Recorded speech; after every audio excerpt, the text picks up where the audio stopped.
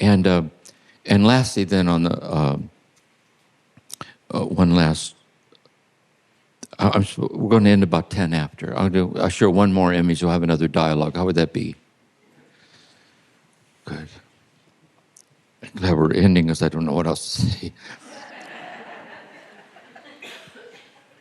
Here's the cloud of unknowing. Here's a ladder of monks. This is in the Turning to the Mystics podcast. Remember Lectio Divina, meditation and prayer? Like this. And he says, you're sitting in the Lectio, the sustained receptivity to a beauty not yet thought about. You engage in the Meditatio, this inner loving dialogue with God.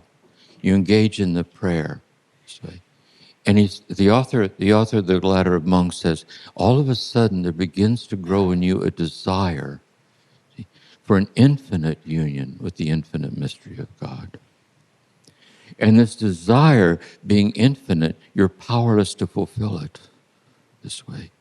You are powerless to fulfill it. And God's the author of this desire, say.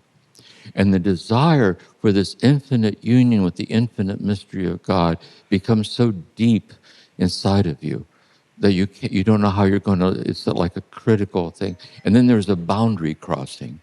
And as you're crying out to God about your powerlessness, God cuts you off mid-sentence, crosses over, and infinitely gives the infinity of God to you, and you're powerless to reach it this way, which is union. Then the author says this: when the moment is over, you kind of fall, like in slow motion, back down to yourself sitting there with the scriptures open on your lap, the tear-stained page, the candles burning, like this. See?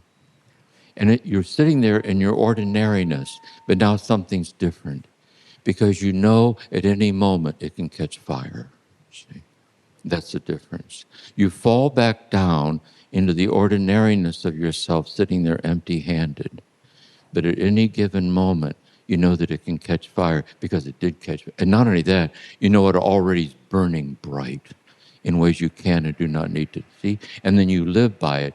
And you try to be somebody in whose presence others are better able to sense it too, so you can pass on the contagious energy of deliverance by the way you listen to them or care about them or walk with them, because we all belong to each other this way. And so I would end with this little thought. The very fact we came here means that we were already on the path, that we came here to be kind of quickened and more radicalized in the path we were already on. And very soon all this is going to end, and we're all going to go home.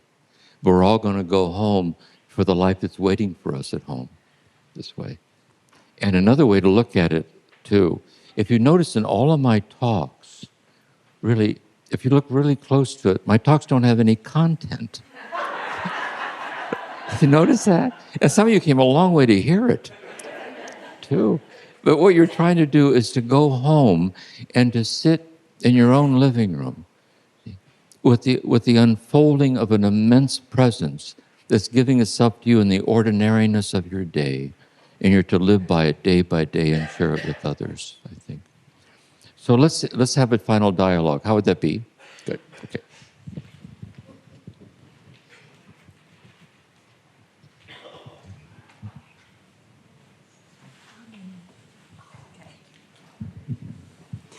Hi, Jim.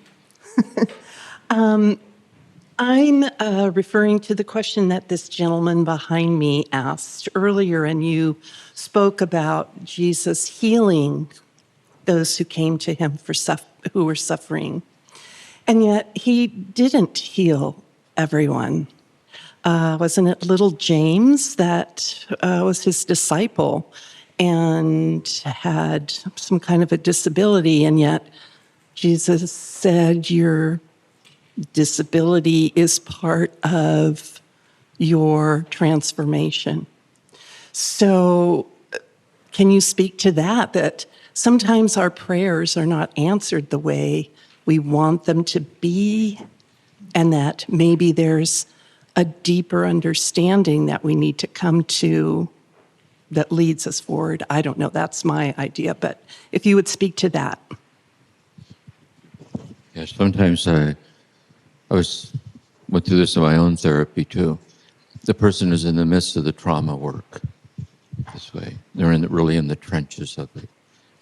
And they would say to me, they would say something like, I wish this didn't take so long. And I say, yeah, I know, me too. And they would say, I wish it wasn't so hard. And I say, I know. This is hard. It's harder not to do it.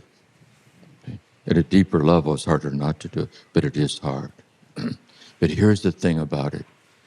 In the midst of unresolved things, something bright and delicate shines out in the sincerity of your ongoing walk. Does that make sense in a way? Like this. And I think that's what it is, really. That's what I think about the transformation of being faithfully grounded. I'll show this poetic image. Sure. Imagine a woman holding her newborn infant, and she's struck by how tiny the infant is. It's so small and so limited. It can't feed itself, it can't dress itself, it can't roll over by itself, it can't talk. So it's almost as if it's the essence of limit. And yet, you know how infants have that clasping reflex? With the strength with which you clasp your extended little finger, like a king or queen holding a scepter, it all but carries her heart away. See? How limitless it is in its limits. See? She knows that if she were to die in the act of saving the life in the infant, she would die in the truth this way. She also knows this. The infant reveals her to herself of being capable of recognizing that. The infant also reveals to her that just beneath the layers of all that she is capable of, that same preciousness is her this way. And imagine the years go by, the child developmentally develops its own healthy sense of life and goes through life, goes to grade school, high school, college, and goes off to college. But the thing is, they stay close.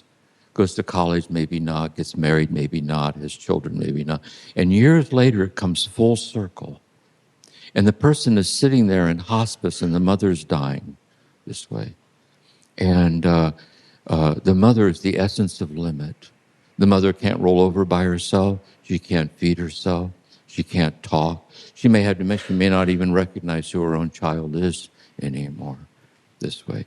And yet, the mother, the grown daughter has her hand out like this, and her dying mother is holding her extended little finger this way. And yet, with the imperial strength, with the dying mother's holding her extended little finger, it all but carries her heart away. See, it comes full circle. Imagine somebody whose wife is dying of cancer, and she's in hospice, and he asked if you would come with him to the hospice to see his dying wife, and you gladly do it. You've been friends for years. Your children grew up together. You remember when they got the diagnosis, you went into remission, then it got worse again this way. And you go over, she's in the bed, there's tubes and so on. And there's a chair over in the corner, and you sit down. And he goes over to the bed, and she's having a hard time talking. She can't, like this. And so he pulls up a chair. He says, you don't need to say anything. And he just sits there holding her hand. It's so sad. It is so sad.